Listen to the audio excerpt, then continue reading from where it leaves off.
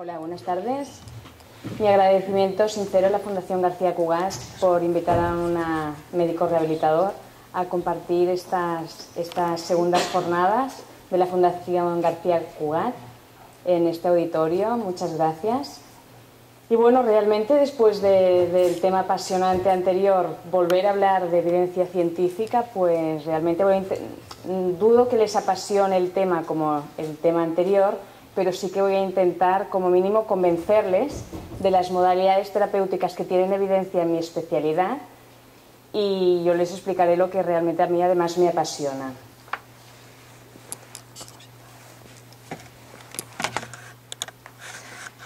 Dentro de nuestra especialidad, aquí tienen un poco el abanico de modalidades que nosotros utilizamos cada día.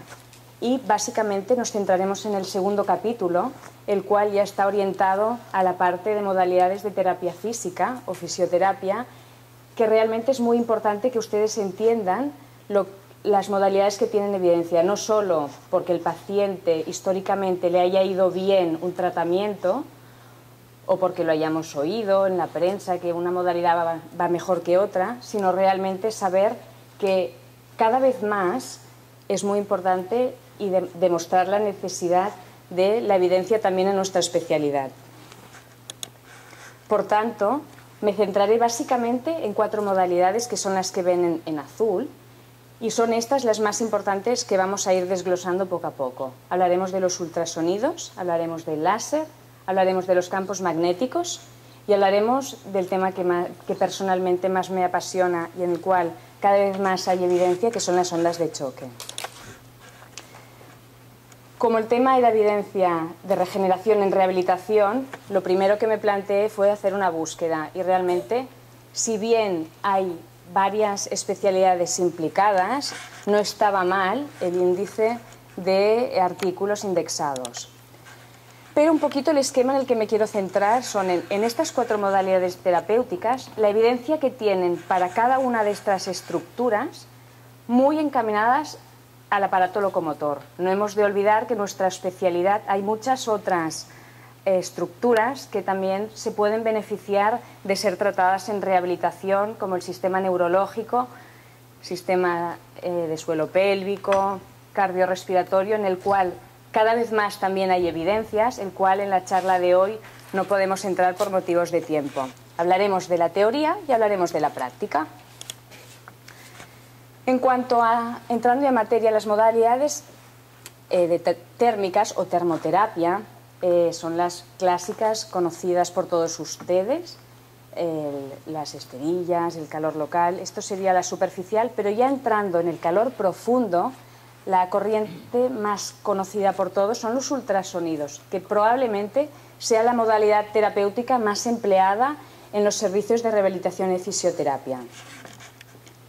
Pero aparte de que sea empleada y que el paciente diga que le va bien y que le mejora y que se encuentra mejor, aparte de esto tenemos que saber lo mínimo de fisiopatología. Son unas ondas sonoras que pueden tener eficacia no solo terapéutica, sino también tienen una vertiente diagnóstica por todos conocidos, que sería la ecografía. Tiene un efecto atérmico en su forma pulsada o pulsátil, que es la que más se emplea para el dolor. Dolor e inflamación, forma atérmica, por lo tanto no puede quemar. Luego hay una forma continua, que sería térmica, que sí que nos ayudaría para calentar los tejidos para antes de un programa de rehabilitación, en el cual puede haber, por ejemplo, una rigidez. Las indicaciones más frecuentes serían para patología de partes blandas, como por ejemplo bursitis, tendinitis, dolor musculoesquelético. También los ultrasonidos servirían para tratamiento de las fracturas agudas, para artrosis, para traumatismos subagudos y menos establecidos para otras. Hay estudios, como pueden ver, que demuestran la eficacia en cuanto a la regeneración de los ultrasonidos, y son los que ven. ¿Y dónde estaría la vertiente regenerativa?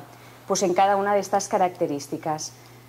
Los ultrasonidos se ha visto que pueden potenciar la fibrinólisis enzimática, que estimulan la síntesis proteica, que inducen liberación de otras sustancias formadas dentro de las células, que aumentan el depósito de colágeno, que por tanto en algunos casos se ha demostrado que aumenta la proliferación de células, que también los ultrasonidos, así como todo lo que se ha estado hablando a lo largo de la jornada de hoy, estimulan células inflamatorias, y una característica muy importante es que promocionan y estimulan la angiogénesis, como también se ha dicho y como se dirá en otras modalidades.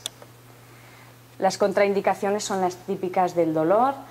Hay que tener en cuenta que hay que ir con precaución, no sería una contraindicación cerca de estas estructuras.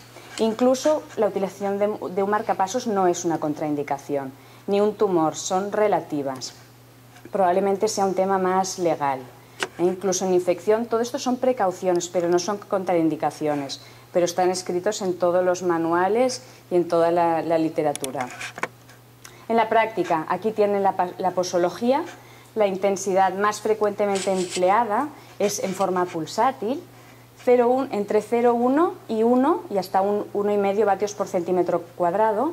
Se ha demostrado que puede penetrar hasta 5 centímetros a nivel profundo y que puede calentar hasta 46 grados la temperatura de los tejidos.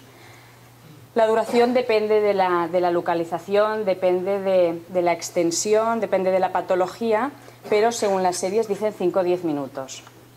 En algunas patologías hasta 20 minutos. Dentro de los ultrasonidos hay una intensidad muy baja de aplicación que tiene su eficacia como regeneradora, que es lo que se llaman los LIPUS, que son los Low Intensity Pulsed Ultrasound.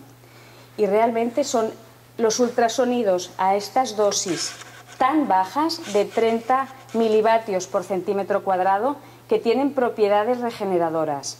Tan bajas porque hemos comentado que las intensidades normales son alrededor de entre 0,1 y 1 vatio por centímetro cuadrado. Por lo tanto, serían más bajas y se han demostrado en estudios que pueden estimular la regeneración, incluso la consolidación de fracturas, como ya se ha probado por la FDA. En una muy reciente revisión sistemática y metaanálisis, se ha demostrado que en cuanto a las fracturas acelera la consolidación los ultrasonidos mostrado en radiografías seriadas, y aunque sea más débil la evidencia para retrasos y pseudoartrosis, también se ha demostrado que hay una tendencia significativa a acelerar la consolidación con ultrasonidos de muy baja intensidad. Hemos hablado de ultrasonidos, capítulo 2, láser. Dentro del láser hay muchos tipos, como veremos, pero el que más se ha empleado y más se ha estudiado a nivel de regeneración es el también de muy bajo nivel, es el Low Laser Therapy, Low Level Laser Therapy. Potencia tan baja que apenas se eleva, es prácticamente atérmico y que, como ven, se emplea desde hace muchísimos años, desde 1960. Inicialmente para partes blandas, pero cada vez más se utiliza para acelerar consolidaciones de fracturas. Tiene un efecto biológico que está demostrado ya desde el año 89, ya se empezaron los primeros estudios, en cuanto a que aumentaba la producción de ATP, adenosin trifosfato, aumentaba también la síntesis proteica y, por tanto, estimulaba también la función celular. Esto, aplicado a la clínica, nos ha demostrado científicamente que el láser reduce la inflamación, aumenta la síntesis de colágeno y, por último y muy importante, al igual que los ultrasonidos, estimula la angiogénesis. Los más frecuentes de láser son los que ven en la diapositiva, y hay un estudio muy reciente que demuestra que un tipo concreto de láser a una intensidad determinada produce una regeneración muscular y previene la fibrosis muscular en ratas. Esto no se ha acompañado de evidencia científica en la consolidación de fracturas hasta el presente. Pero en fracturas no, pero en tendinopatías sí. Y todos esto lo han oído, que se utilizan los tendinitis para el codo de tenista, por ejemplo. Se utiliza mucho, pero ha salido también una reciente revisión que mezclan todos los artículos del láser en tendinopatías y, a pesar de la gran diversidad de estudios tan heterogéneos, tantas dosis, tantas muestras, tantos días diferentes de aplicación, aún así se ha demostrado unos parámetros concretos para estas patologías que serían efectivos en la regeneración y en la eficacia del tratamiento. Por tanto, serían eficaces cuando se utilizan a unas dosis concretas. Hemos hablado de láser y de ultrasonidos. Hay estudios que quieren ver a ver cuál es mejor, láser o ultrasonidos. Bueno, pues si bien cada uno por separado, incluso en combinación, mejoran la biomecánica de la curación tendinosa, no sabemos si hay uno mejor que otro. Aún no hay diferencias que aboguen a prescribir uno por encima del otro. El mismo autor estudió las heridas en ratas, las úlceras, y constató que había, tanto para el láser como para ultrasonidos, un efecto positivo en la curación de heridas. Y esto lo demostró en las fases inflamatorias, en la fase de proliferación y en la fase de maduración. Por tanto, concluyó que tenía su indicación el láser en las úlceras por presión, en las heridas crónicas, aparte del tratamiento habitual. Por tanto, son terapias combinadas y, si bien no había una clara diferencia en cuanto a la eficacia final, sí que parecía que en las primeras fases de la inflamación el láser parecía más eficaz que el ultrasonido en la curación de las heridas. Hemos hablado de ultrasonidos, hemos hablado del láser y entramos en el apasionante tema de los campos magnéticos o magnetoterapia. Ustedes lo han oído desde hace mucho tiempo, unos dicen que no se lo creen, otros que se lo creen, hay muchas marcas, hay muchas dosis, hay mucha brujería, con perdón de la palabra, porque hay muchas pulseras y por lo tanto no quiere decir ni que tenga evidencia ni que no tenga evidencia. Lo que hay que decir es las máquinas que utilizamos tienen evidencia o no. Por tanto, si bien se ha utilizado para muchas patologías que van desde el dolor, desde las tendinitis, por ejemplo, hasta las fracturas. Si bien se han utilizado, el mecanismo final no se sabe bien cuál es. Sí que hay un efecto atérmico sobre la respuesta de los condrocitos, sobre la bioactividad y, por tanto, sobre el mecanismo de los glicosicanos. Todo ello nos llevaría a una reducción de la inflamación y, por tanto, una aceleración de la curación tisular y, por tanto, una reducción del dolor. Esto sería el aparato de campos magnéticos que tenemos, que el paciente puede tener en el domicilio, pero también hay aparatos en el servicio de rehabilitación más grandes y, por tanto, menos portátiles. Tienen un mecanismo concreto in vitro que tiene un efecto agonista sobre la adenosina A2-alfa, porque aumenta factor de crecimiento beta 1. Y todo esto es lo que nos demuestra que estimula la regeneración tisular, ya que aumenta la proliferación de células, reduce los campos magnéticos, el daño cartilaginoso y mejora el crecimiento óseo. Esto estamos hablando de in vitro. ¿Qué pasa in vivo? Pues realmente el mecanismo final no está claro. Es difícil realmente demostrar la evidencia de los campos magnéticos en medicina del aparato locomotor, pero sí que los primeros autores demostraron que se reducía el consumo de antiinflamatorios, por tanto mejoraba el dolor, tenía su utilidad en la gonartrosis, estimulaba la consolidación de la fractura, estimulaba la consolidación, la aceleración de la consolidación de la pseudoartrosis y también se había utilizado después de una artroscopia de rodilla por lesión condral. Estamos hablando del año 2008. ¿Qué pasa en el año 2009? Pues se demuestra con un metaanálisis muy potente que hay una eficacia comprobada de los campos magnéticos pulsados en la gonartrosis, ya que se ha demostrado que mejora el dolor y la calidad de vida. Y esto realmente es lo que nos hace que la podamos prescribir con total tranquilidad y conocimiento y demostrando un beneficio claro y evidente para nuestros pacientes. Por otro lado, el segundo artículo que les quería presentar en cuanto a los campos magnéticos es que se ha demostrado que los campos magnéticos tienen una eficacia real, con estudios de nivel 1 de evidencia, en las lesiones osteocondrales del astrágalo después de la artroscopia. Por tanto, tenemos pacientes intervenidos que gracias a los campos magnéticos, aparte de la artroscopia, se reinsertan antes al deporte. Son futbolistas que hay tres grupos. Un grupo de los dos tratamientos, artroscopia y campos magnéticos. Otro grupo solo artroscopia y otro grupo tratamiento historia natural. Y se demuestra que se reinsertan mucho más precozmente los pacientes tratados con la terapia combinada. A estos pacientes no se les ha puesto a unos factores de crecimiento en este estudio, pero probablemente las terapias combinadas al final será lo que quizás también aceleren antes las curaciones de nuestros pacientes. Hemos hablado ya ultrasonidos, láser, campos magnéticos y para finalizar les hablaré de las ondas de choque, que se habían usado desde hace más de 40 años en el campo de la urología, la famosa litotricia por ondas de choque, para destruir las piedras. Litotricia es trituración de la piedra. En traumatología se llama ortotripsia, pero en este caso no sería destrucción de las partes blandas, de las fracturas, no, sería más de intentar mejorar el dolor y regenerar. Esto sería el concepto de ortotripsia, que se utilizaría pues, para tendinitis, pseudoartrosis, necrosis, sería lo más frecuente, que luego hablaremos.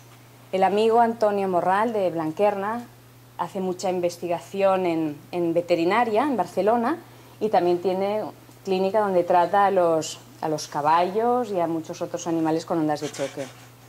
Y la hipótesis es la que ven: intentar acelerar el proceso de curación de los tendones y estructuras de alrededor y de los huesos. La media de éxito, según las series, global y por todas las patologías, es entre el 65 y el 91. Y ahora entramos propiamente en materia.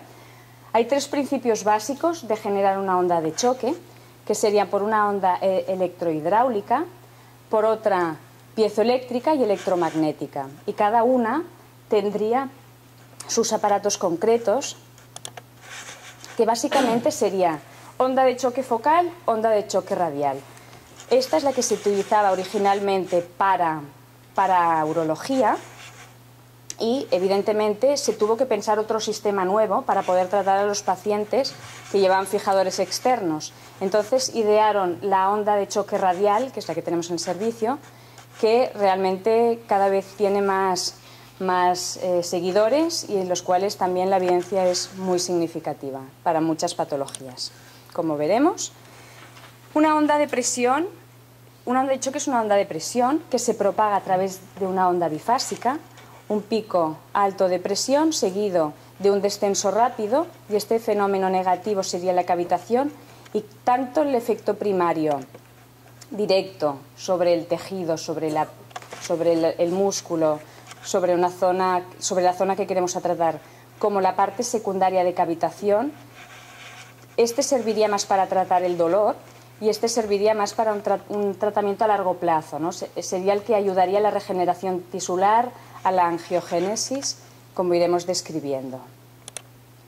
Por tanto, las curvas tanto de la onda focal, onda de choque focal, como la onda de choque radial son un poco diferentes, pero para las dos patologías se intenta demostrar unos parámetros, unas dosis, unos días diferentes, y concretas para cada patología. Si bien la onda focal normalmente es una aplicación por semana, la onda de choque radial pueden ser hasta 2 y hasta 3 máximo veces por semana, de aplicación de sesiones por semana. Por tanto, es importante intentar concretar muy bien qué estamos haciendo con los pacientes de cara a posteriormente publicar los resultados y que todo el mundo hable el mismo idioma, para demostrar la evidencia que cada vez es más fuerte. Hay una clasificación en función de la energía de cada una de las ondas y según las patologías, pero lo que realmente buscamos con las ondas de choque son 3 efectos concretos. El primero, el que muchas veces es el motivo de consulta del paciente, que es mejorar el dolor. Las tendinitis, por ejemplo, bursitis, calcificaciones del manguito de los rotadores, epicondilitis. El segundo es la regeneración tisular, que sería el efecto a medio-largo plazo. y el tercero también sería la angiogénesis. Estos son los tres efectos biológicos de las ondas de choque. Hay unas indicaciones que están demostradas por la Sociedad Internacional de Ondas de Choque, que son las que ven, que son las tendinopatías crónicas, las fascitis plantares, las tendinitis aquíleas, las epicondilopatías, las tendinitis del manguito, con y sin calcificación, las tendinitis rotulianas y el síndrome de dolor de trocánter mayor. Partes blandas. En cuanto a hueso, la patología probada sería la pseudartrosis, la fractura de estrés, la necrosis aséptica de cabeza femoral, las osteocondritis disecantes al final de la madurez esquelética y, evidentemente, la urología. Estas son las aprobadas: partes blandas, hueso y urología. Uso clínico frecuente empírico, con estudios en marcha para realmente demostrar su eficacia final, sería el resto de tendinopatías que se están estudiando ya. El síndrome miofascial, dolor concreto, punto gatillo, que no está dentro del contexto de fibromialgia, aunque también hay estudios en fibromialgia en marcha. Lesiones sin heridas y alteración de la curación heridas, que esto lo iremos viendo en artículos que se van publicando al final, en quemados, incluso igual que las litiasis renales, para litiasis salivares. Muy excepcionales indicaciones serían la osteocondritis en un esqueleto inmaduro y la enfermedad de la Peyronie, que es una retracción de la fibromatosis peniana, que hay gente que lo trata y realmente la evidencia aún no es sólida, pero sí que hay pacientes que han dejado de operarse gracias a las ondas de choque. Y luego ya experimental, que empiezan a haber artículos: cardiopatía isquémica, isquemia miocárdica, onda de choque en el corazón. Como hemos visto un efecto angiogénico, se ha pensado que podría estimular la regeneración después de un infarto, las lesiones de nervio periférico, las prostatitis bacterianas, las enfermedades periodontales y la artrosis. Aún está en fase experimental. ¿Qué mecanismo de acción tiene? Bueno, pues las ondas de choque lo que pretenden es influir en los osteoblastos humanos. ¿Y cómo? Pues estimulando la proliferación, la diferenciación y la expresión genética. Este sería el mecanismo en hueso. Este es un estudio que siento mucho haber tapado la cita, no lo veía yo así. Es un estudio del 2008 que lo siento mucho, está, no quiero taparla, no se la puedo dar, lo siento. Esperen, voy a hacer lo que toca, es que además es muy reciente. Vale. Un reciente estudio en el cual pueden ver una mayor formación ósea con ondas de choque que con placebo en pacientes tratados sobre el hueso. Por tanto, estimula el hueso a través del osteoblasto. En cuanto al tendón, también tiene su efecto in vitro, ya que se ha demostrado que potencia la proliferación de fibroblastos, por un lado, y por otro lado, activa la expresión del RNA mensajero del factor de crecimiento tendinoso beta 1, igual que el colágeno tipo 1 y 2. En este ciclo que ven aquí lo ha descrito Wang, que es un pope de las ondas de choque, y demuestra que la terapia con ondas de choque acelera la curación de heridas por una vía biológica, o sea, una onda física, como es una onda de choque, se transforma en una respuesta biológica a nivel de tejido que genera unos factores de crecimiento, un aumento de la circulación capilar, una neovascularización y, por tanto, una regeneración tisular que apoyará a la recuperación de un problema óseo, una fractura, una pseudartrosis, una necrosis, así como una reparación de una lesión tendinosa. Entrando propiamente en la patología que nos interesa del aparato locomotor, les explicaré la última evidencia. Rompe, también es una persona que ha publicado mucho en ondas de choque, demuestra la mejora de las fracturas de estrés tibial en pacientes tratados con ondas de choque radiales comparado con grupo control. y demuestra que a los 15 meses, de 47 pacientes, 40 se reincorporan a la competición, se trata de deportistas de élite, pues de los 47, 40 a los 15 meses están compitiendo, contra 22 pacientes con fracturas de estrés tibial que no competían. Combinando las dos modalidades que nosotros pensamos que, bueno, sabemos que las ondas de choque y los ultrasonidos regeneran a nivel de hueso, no sabemos cuál es mejor, cuál es peor. Empieza a haber estudios que comparan las dos modalidades. Las dos modalidades son no invasivas, no es cirugía, pero sí que se ha demostrado en este último artículo que acaba de ser que pueden ser beneficiosas. Y como siempre hay que hacer más investigación en las fracturas de estrés con estas dos modalidades. No sabemos cuál es mejor de las dos, pero las dos funcionan. Entrando en la pseudoartrosis y en los retrasos de consolidación, se han empleado las ondas focales en este estudio y demuestra en fracturas metatarsianas que con ondas de choque se acelera la recuperación de la consolidación, consiguiéndose un éxito a los 6 meses de casi el 90%. Estamos hablando de pseudoartrosis.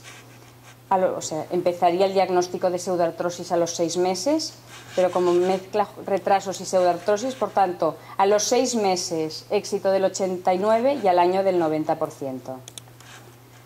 Un nuevo estudio que ha salido también de máxima evidencia del nivel 2 concluye concretamente cuáles serían los factores predictivos de consolidación ante una fractura con un retraso de consolidación o una pseudoartrosis, que esto es lo que en definitiva nos preguntan nuestros pacientes.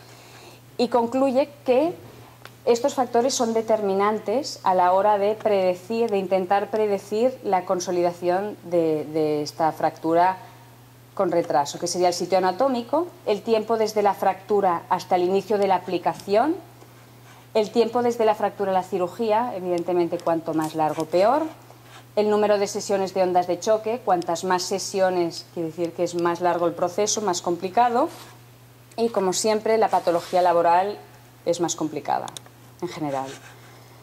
En cuanto a la fractura, la pseudoartrosis por fractura diafisaria de quinto meta, otro estudio nivel 3 demuestra, curiosamente, que las ondas de choque pueden ser comparables a la cirugía, al enclavado endomedular en fracturas de quinto meta, con pseudoartrosis.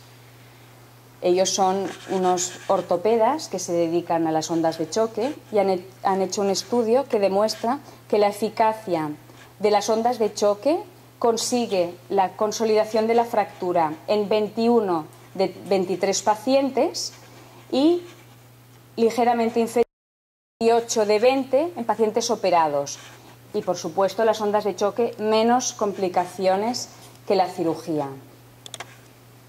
Otro estudio de pseudoartrosis y retraso de consolidación nos muestra que se trata de perros, fracturas femorales, disculpe que me ha salido, lo he borrado sin querer ahora, en un momento, sin querer.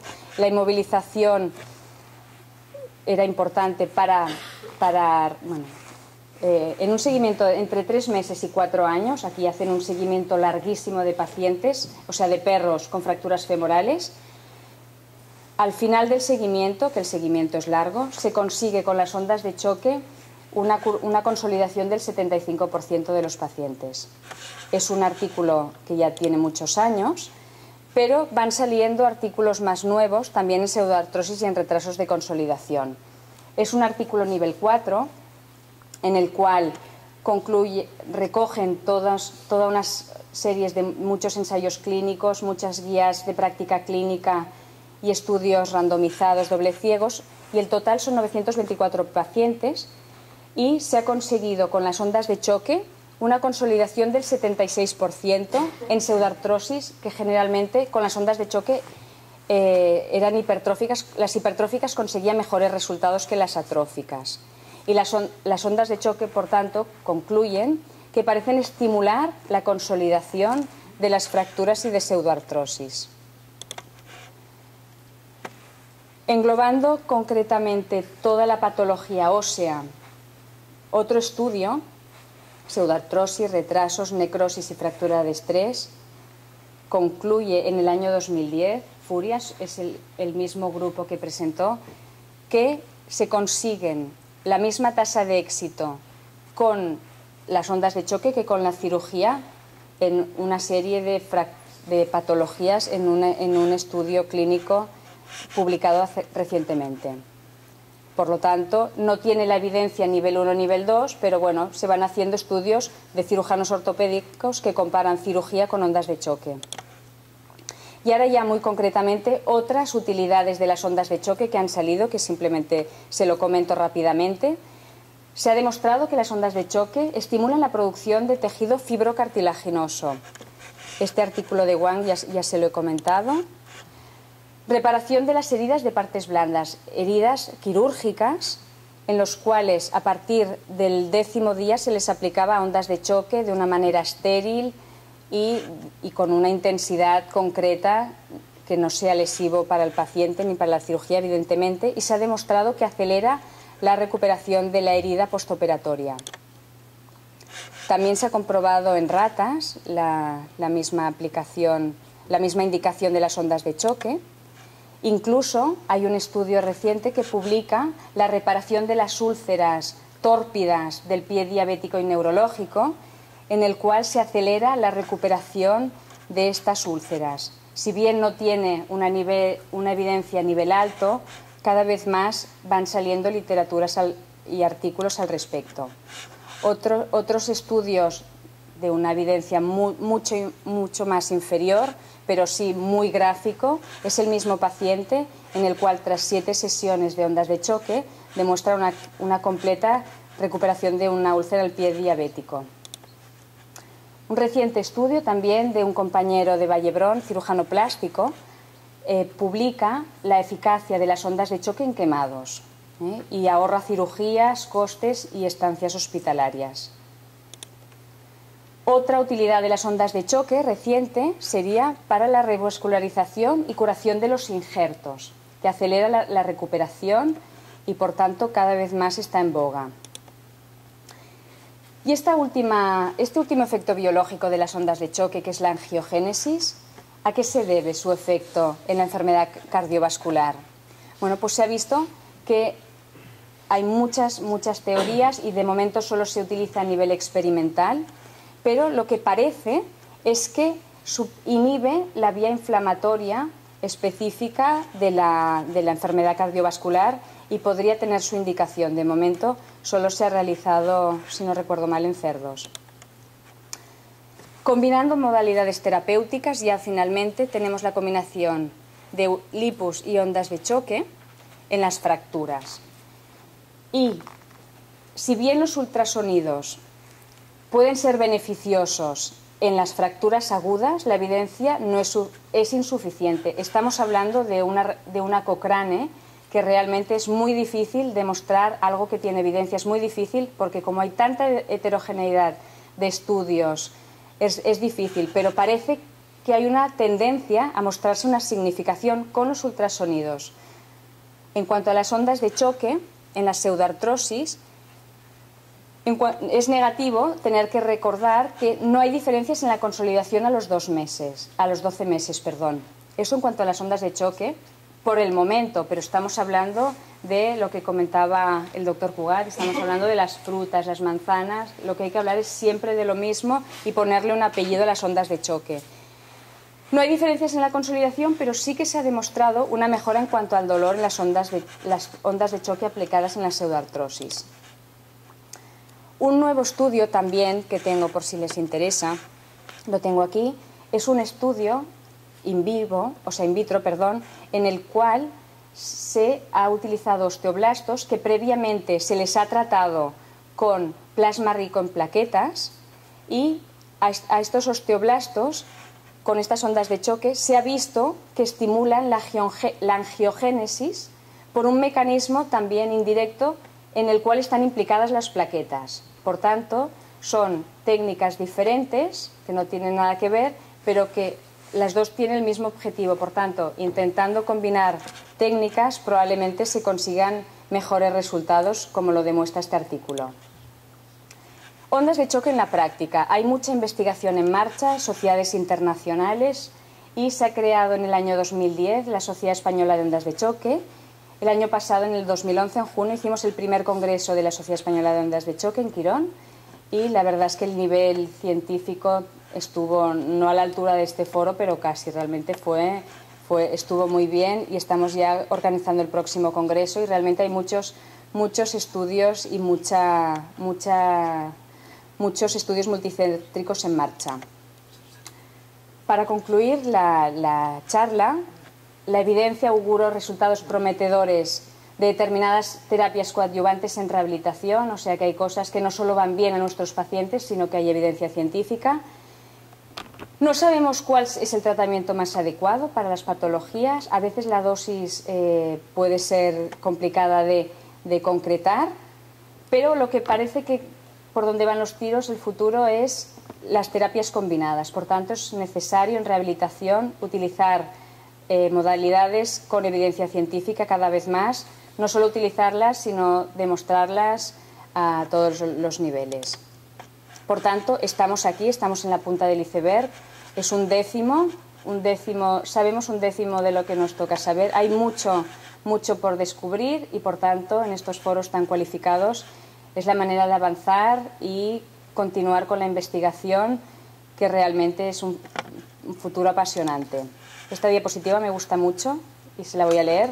El talento es la capacidad de una persona o grupo de personas comprometidas para obtener resultados superiores en un entorno y organización determinados como es este. Por tanto, vamos todos de la mano para un fin común, que es la curación y la restauración al máximo de nuestros pacientes. Y eso es todo. Muchas gracias.